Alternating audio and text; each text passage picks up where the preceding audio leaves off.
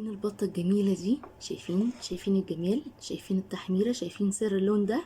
تابعوا معايا الفيديو واعرفوا انا عملتها ازاي، واعرفوا سر اللون الجميل بتاعها في التحمير ده ايه. وطعمها جميل جدا ودايبة دايبة دايبة دايبة دايبة. شوفوا الفيديو واعرفوا انا عملتها ازاي. هنعمل مع بعض النهاردة البط بطريقة جميلة جدا.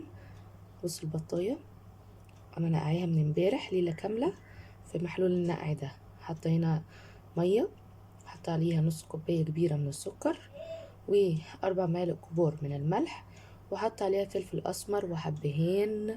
ودعكت البطة بعد ما غسلتها، شايفين لونها، دعكتها بالبرتقان من جوه ومن بره، وعصرت عليها في برتقان ورميت القشر كده زي ما انتوا شايفينه في المية بتاعتها. وحطيت ورق لورا وقرنفل، يعني حوالي مثلا 7 8 فصوص من القرنفل، ورق لورا، حبهان، فلفل اسمر. وسبتها ليلة كاملة في المحلول النقع ده. شايفين انتوا بتطلعوها بقى مش هتشموا ريحة زفارة ولا اي حاجة، ريحتها جميلة جدا جدا. واللي بيقرف من ريحة الحاجة زفرة زي كده هيحس ان ريحتها برتقان، وريحتها شربت من التوابل اللي هي فيها دي، وريحتها بقت جميلة جدا. يلا مع بعض بقى نشوف هنعمل فيها ايه. انا مجهزة اهو معايا حوالي 6 بصلات مفرومين اهو. حط عليهم ملح وفلفل وحبهان، ودعكتهم بالملح والفلفل والحبهان. وهبدأ بقى احشي بيها البطاية. طبعا دي مرتة، اللي بياكل المرتة هيتكتر البصل، زي اللي مش بياكل المرتة مجرد انها تدي ريحة بس في البطة مش هيكتر بصل، مجرد ان هو يدعكها من جوه بالبصل ويقفلها وخلاص على كده. انما المرتة احنا بناكلها، فانا مكترة كمية البصل اللي هحشيها جوه البطاية. هنبدأ بقى نحشي البطاية واقول لكم هنعمل فيها ايه.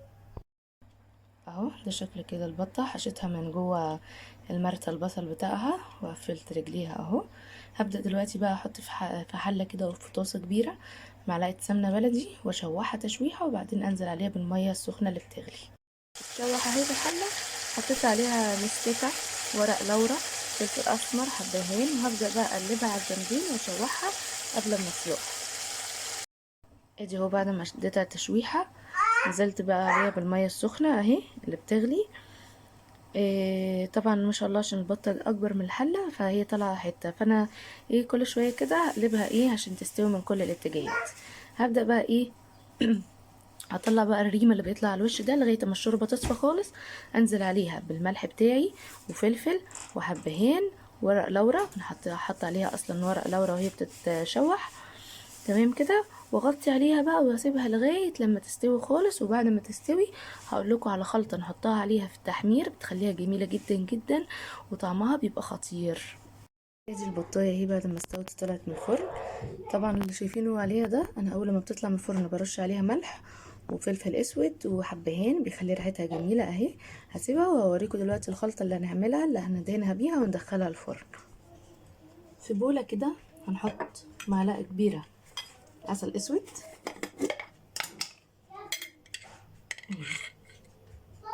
معلقة كبيرة من العسل الأسود،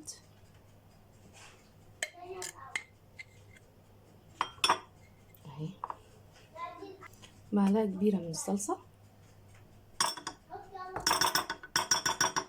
اللي حابب يستغنى عن الصلصة ممكن يحط كاتشب، معلقة كاتشب. وممكن لو عندنا صويا صوص نحط معلقة كبيرة صويا صوص مع معلقة صغيرة عسل نحل، براحتكم جدا. معانا كمان ليمونة كاملة نعصرها،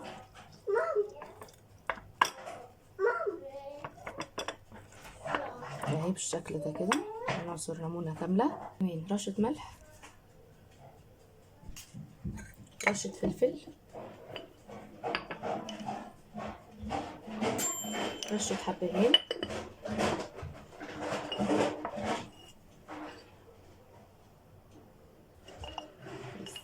هنحتاج كمان معلقتين من الشوربه. اذا انا بعمل الخلطه دي مثلا لفراخ ممكن تعملوها لفراخ. اذا بتعملوا الخلطه دي للفراخ مش هتحتاجوا هتحطوا معلقه سمنه او معلقه زيت. اذا بنعمل الخلطه دي للبط، البط دسم، فانا هحط معلقتين شوربه بس، مش هحط عليه سمنه ولا اي زيت ولا اي حاجه. هحط معلقتين شوربه على الخليط ده اهو.